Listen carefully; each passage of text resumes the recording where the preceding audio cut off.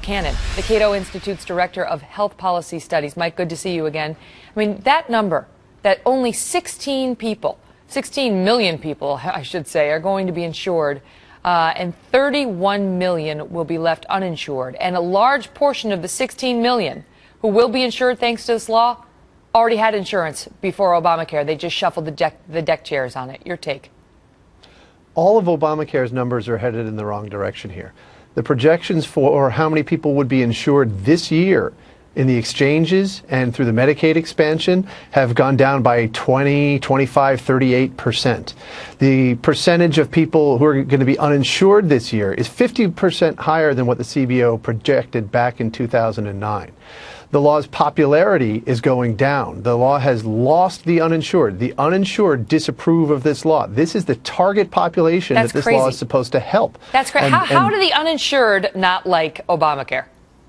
Well, look at what has happened. I mean, the president promised people could keep their health plans. The president promised premiums would go down. The president promised you'd be able to keep your doctor. The president promised all sorts of things about this law. We'll have a website up and running so you can buy health insurance on October 1st with subsidies. All of these things have been shown to be false. The president has broken all of these promises, and so the uninsured are probably looking at this law thinking, well, the government's not going to keep the promises that it's making to me. It's telling me I have to buy this health insurance or else I'll pay a fine. If they're forcing me to buy it, it can't be such great health insurance. And now they're getting to the point where the fine will be relevant, will become relevant to them because they are going to have to sign. The uninsured are going to have to pay the fine if they don't wind up signing up. Let me ask you this. At its core, the success of this law will come down to whether they get the right mix of people signing up on the healthcare.gov exchange and the state exchanges.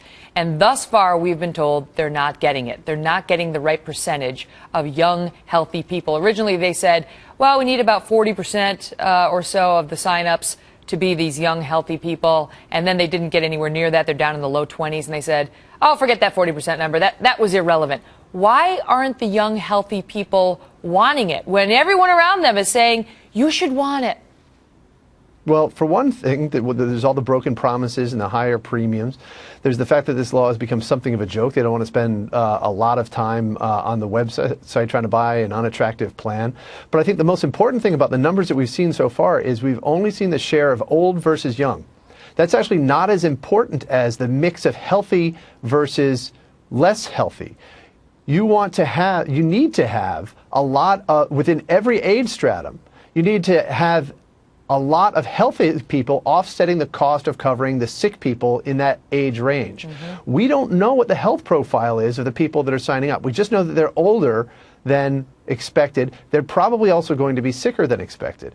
And one more thing about how the young and or healthy are going to behave under this law. When they realize that Obamacare has made it easier than ever, safer than ever not to buy health insurance, they're going to have a hard time keeping young and healthy people in these plans because they'll realize, you know what, I can stop paying my premiums. I'll still have coverage for a few months because Obamacare requires that.